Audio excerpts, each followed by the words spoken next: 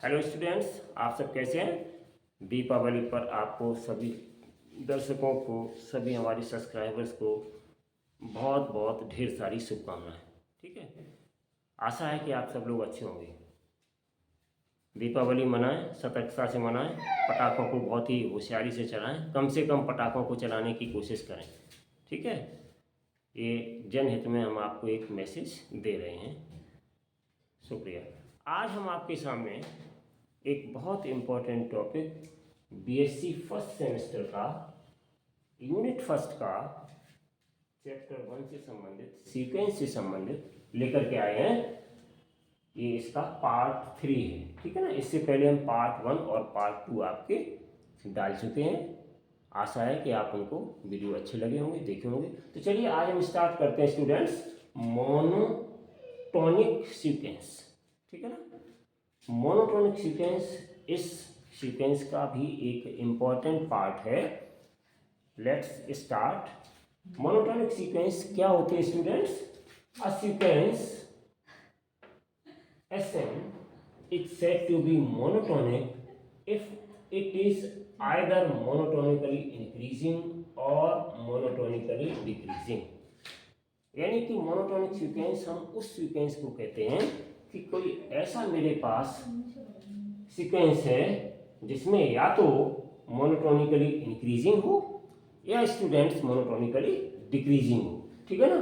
तो तब इस तरीके की प्रॉपर्टी में हम देखते हैं कि वहां पर कौन सा सीक्वेंस हो जाएगा, मोनोटोनिक सीक्वेंस। चलिए इसके लिए कुछ कंडीशंस हैं। जैसे क्या है, for monotonically increasing condition.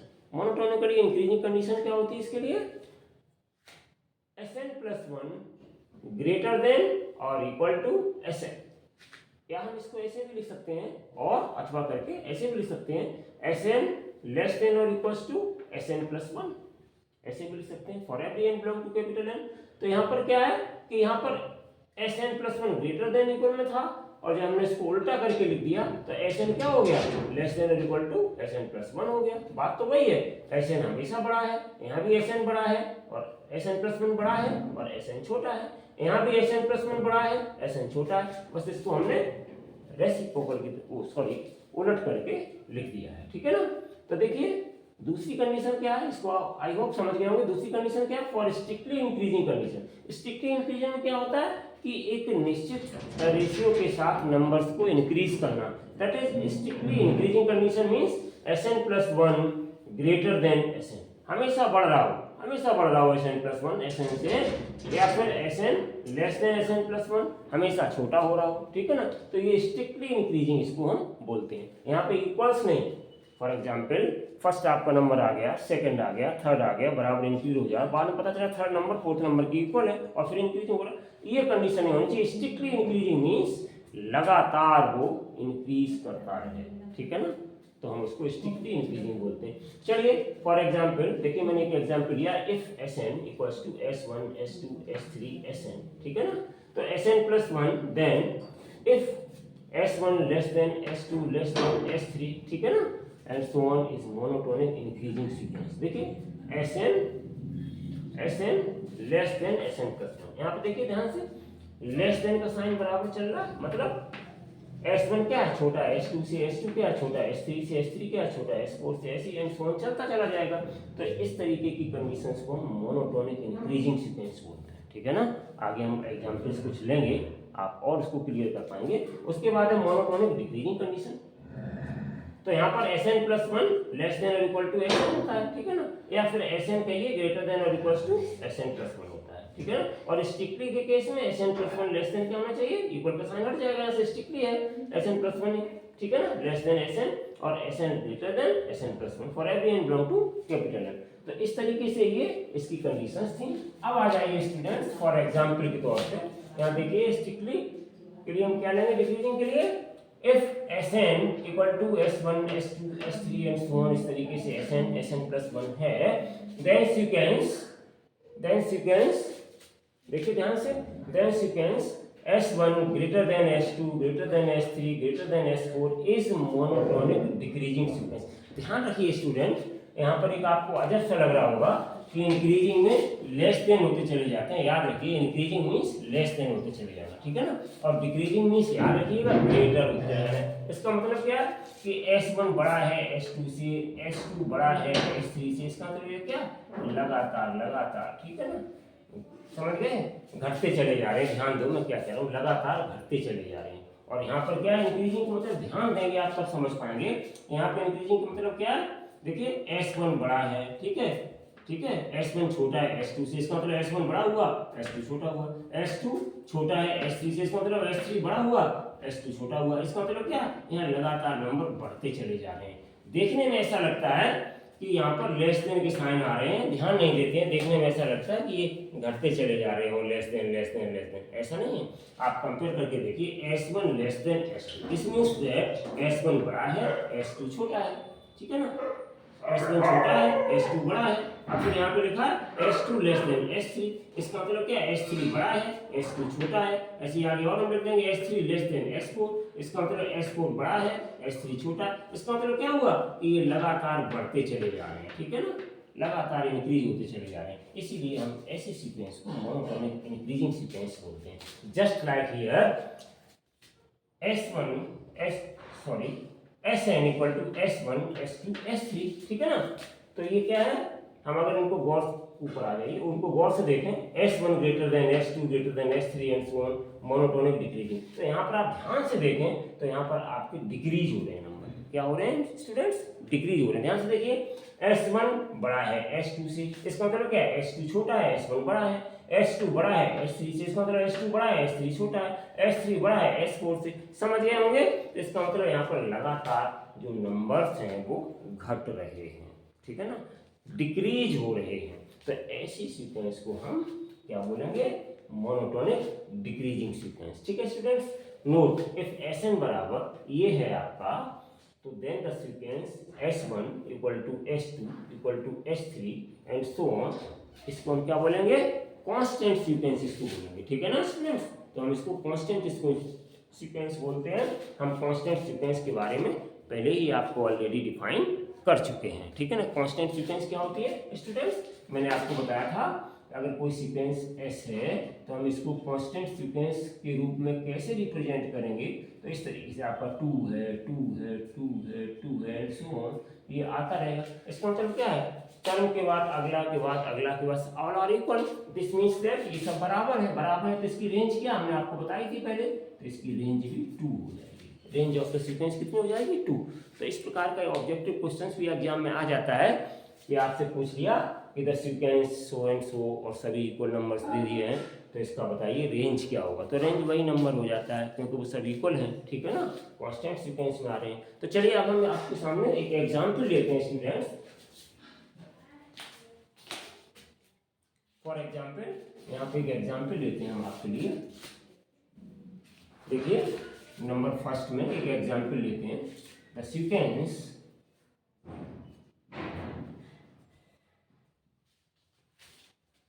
the sequence 2 2 4 4 6 6, ठीक है ना, ये मैंने आपके सामने एक सीक्वेंस लिख लिया है, ठीक है ना, इज मोनोटोनिक इंक्रीजिंग। देखिए मैंने इसको ले लिया, is monotonic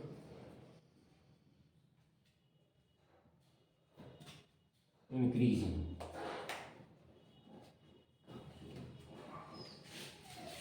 The sequence 2, 2, 4, 4, 6, 6 is monotonic increasing, ठीक है। तो ये इसका एक एग्जाम्पल हो गया।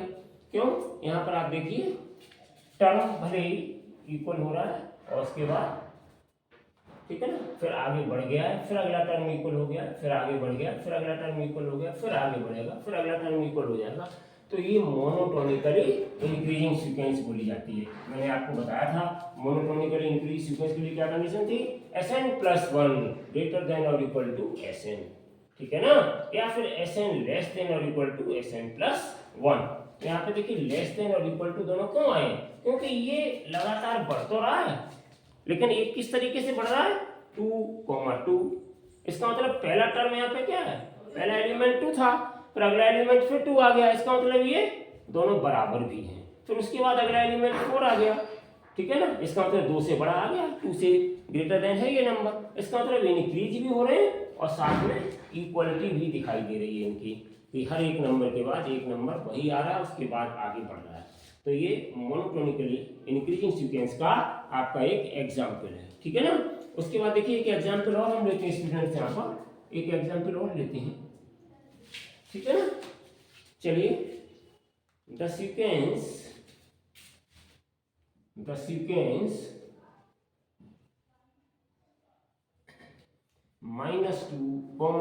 ध्यान दीजिए स्टूडेंट्स, ध्यान दीजिए, मैं इसी को लिख रहा हूं, बस केवल एक बार माइनस और एक बार प्लस, इस तरीके से नंबर्स लिख रहा हूं, ध्यान दो आप लोग, ठीक है ना। इस तरीके से देखिए ये हमने लिख दिया। तो आगे मैं क्या लिखना चाहूंगा स्टूडेंट्स, आप लोग बताइए, यहाँ पे क्या होगा। यहाँ पर हमने लिख दिया sequence -2, -2, -4, -4, -6, -6 and so on is, ठीक है ना। आगे मैंने छोड़ दिया है, तो आप यहाँ पे क्या लिखेंगे बताइए स्टूडेंट्स। नहीं पता गौरव, क्यों नहीं पता है, आप बताओ क्या लिखेंगे यहाँ पे। आपका नेगेटिव साइन का मतलब क्या है, कम नंबर है ये, फिर आगे बढ़ा, ठीक है, फिर कम नंबर है, फिर आगे बढ़ा, फिर कम नंबर है, माइनस वाला कम होता है, फिर आगे बढ़ा। लेकिन जितना माइनस वाला नंबर बड़ा होता है वो उतना ही स्मॉल नंबर होता है। तो इसलिए यहाँ पर 2 के बाद देखिए -4 आया तो है, आपको दिखने में ये लग रहा है ये बड़ा नंबर है, लेकिन ये बड़ा नहीं है, ये 2 से छोटा है। इसका मतलब क्या है, और ये -2 से भी छोटा है। तो इसका मतलब क्या, इस टाइप की अगर आपके पास सीक्वेंस है तो हम ऐसी सीक्वेंस को क्या बोलेंगे, इज नॉट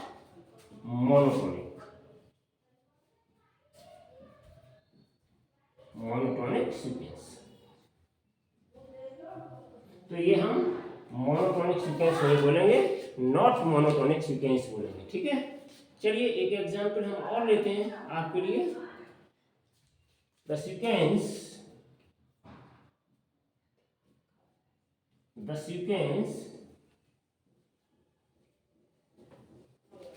ठीक है ना, एक एग्जांपल और स्टूडेंट्स हम ले रहे हैं आपके लिए। द सीक्वेंस 1, 1, 1/3, 1/3, 1/5, 1/5 और एंड सो ऑन। इस तरीके से मैंने एक सीक्वेंस और ले ली। अब जरा इसकी प्रॉपर्टी को चेक करिए। इस सीक्वेंस में मैंने आपके लिए एग्जांपल के तौर पर लिखा स्टूडेंट्स, इसकी जरा प्रॉपर्टी को चेक करिए।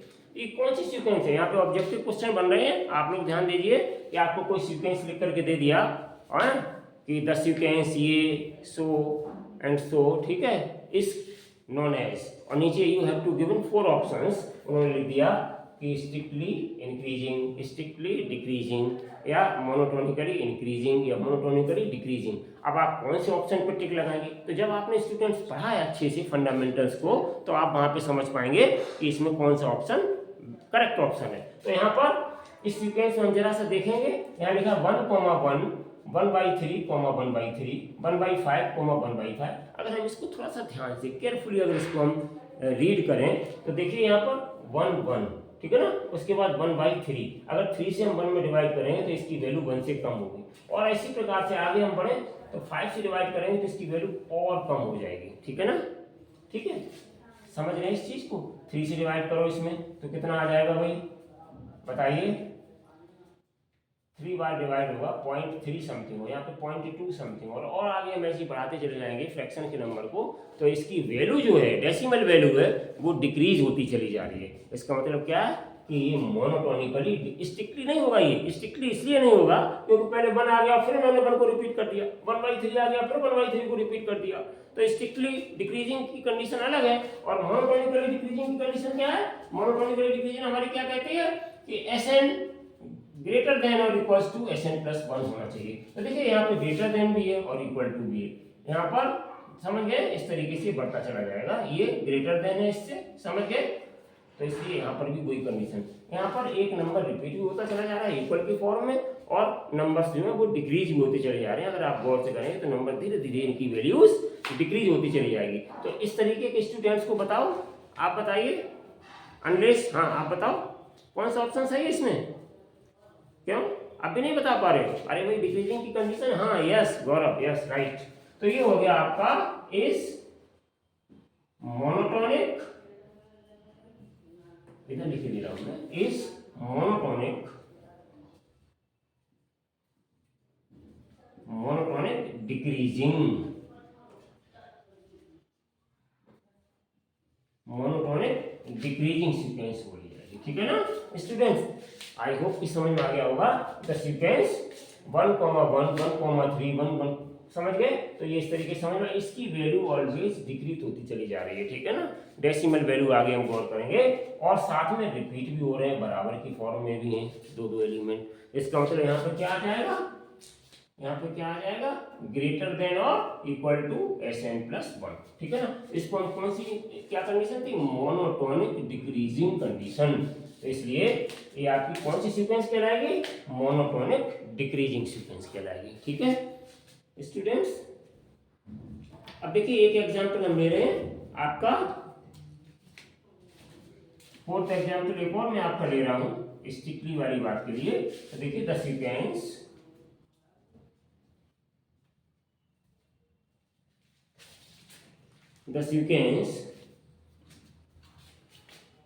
ध्यान दें स्टूडेंट्स, 1 2, ठीक है ना, ध्यान दे रहे हैं आप लोग। हाँ, आप लोग सेल फोन क्यों चला रहे हैं, सेल फोन बंद कर दो, इधर ध्यान दो। 1 2 3, ठीक है ना, 4, ठीक है ना, 5, ठीक है ना, एंड सो ऑन, ठीक है ना, एंड। ठीक है ना, इस तरीके से मैंने इनको लिख दिया नंबर्स को। ठीक है ना, समझ गए होंगे, एंड सो ऑन, आगे ऐसे ही चलते रहेंगे। तो ये हमने इसको क्लोज कर दिया। अब आप देख करके बताइए कि ये कौन सा सीक्वेंस है, इसका क्या नाम हम दे सकते हैं। तो ध्यान दीजिए स्टूडेंट्स, बहुत ही आसान है, आप इसको समझ पाएंगे, आंसर दे पाएंगे। देखिए 1 2 3 4 5, ठीक है ना, एंड सो ऑन 6 7 8 9 10, समझ गए। तो आपको समझ में आ रहा होगा कि ये कौन सा सीक्वेंस है। तो देखिए जरा सा हम चलते हैं पीछे कंडीशन में। तो यहाँ पे देखिए इस कंडीशन में क्या था, स्ट्रिक्टली इंक्रीजिंग कंडीशन क्या कह रही थी हमारी, कि अगर Sn छोटा है, समझ गए ना, Sn+1 से, तो यहाँ पे वही कंडीशन लागू हो रही है। 1 2, तो ये छोटा हो गया इससे, ये छोटा हो गया इससे, ये छोटा हो गया इससे, यहाँ पे कोई भी एलिमेंट दोबारा नहीं आ रहा, मीन्स कंटिन्यूअसली ये इंक्रीज करती जा रही है। तो ऐसी सीक्वेंस को हम कहते हैं स्ट्रिक्टली, यहाँ इसीलिए स्ट्रिक्टली लगाया गया, is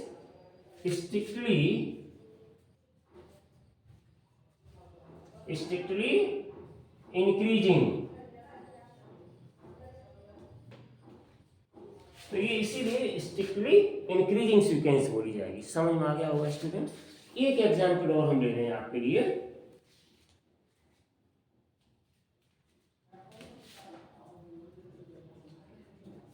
the sequence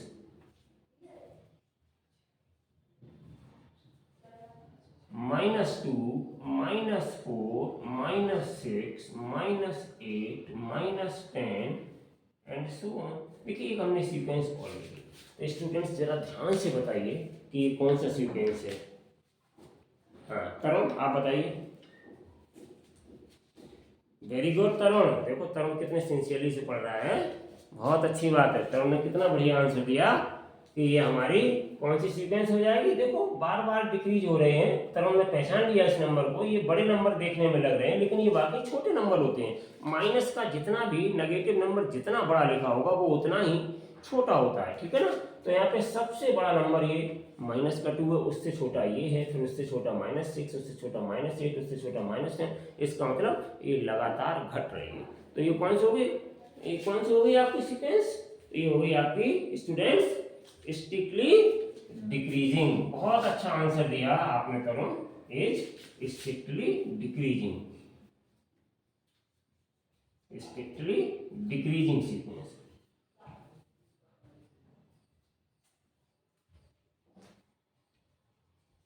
decreasing sequence.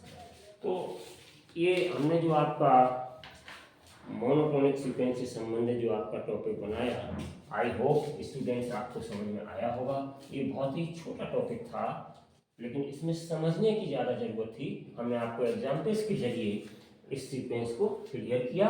तो इसके बाद में लास्ट में आप समझ गए होंगे कि इनके 4 मेन कंडीशंस होते हैं मोनोटोनिक सीक्वेंस के लिए। तो इसका मतलब ये हुआ स्टूडेंट्स कि अगर कोई सीक्वेंस मोनोटोनिकली, अगर कोई सीक्वेंस इंक्रीज कर रही है या फिर वो सीक्वेंस डिक्रीज कर रही है या फिर वो कांस्टेंट की फॉर्म में है, तो हम ऐसी सीक्वेंस को मोनोटोनिक सीक्वेंस कहते हैं। ठीक है, बहुत बहुत धन्यवाद बच्चों। आज दीपावली है, आज ज़्यादा नहीं पढ़ा पाएंगे, त्यौहार आराम से मनाइए, सेलिब्रेट करिए, और एक बार फिर आपको दीपावली की बहुत बहुत शुभकामनाएं। पटाखों का ध्यान रखिए, पटाखे अगर कोई बच्चे चला रहे हैं, स्टूडेंट ध्यान रखिए, होशियारी से चलाएं। फैमिली में भी पटाखे वगैरह हैं तो उनको होशियारी से चलाएं, ठीक है भाई, नहीं तो बहुत सारी इंसिडेंट्स ऐसी हो जाती हैं जिससे कि फिर दिक्कतें आती हैं। ठीक है, आपकी दीपावली सुरक्षित, अच्छी और खुशियों भरी हो, इसी कामना के साथ आज मैं आपकी छुट्टी कर रहा हूँ। दीपावली का त्यौहार है। Thank you for watching. और दर्शकों से मेरा अनुरोध है कि हमारे वीडियो को ज़्यादा से ज़्यादा लाइक करें, सब्सक्राइब करें और हमारे चैनल को आगे बढ़ाएं, जिससे कि आपको रोज़ एक महत्वपूर्ण वीडियो के साथ दर्शक मिलें। Thank you. दर्शकों के लिए भी बहुत बहुत दीपावली की ढेर सारी शुभकामनाएं। आपकी दीपावली बहुत बहुत अच्छी तरीके से सेलिब्रेट हो। Thank you for watching this video.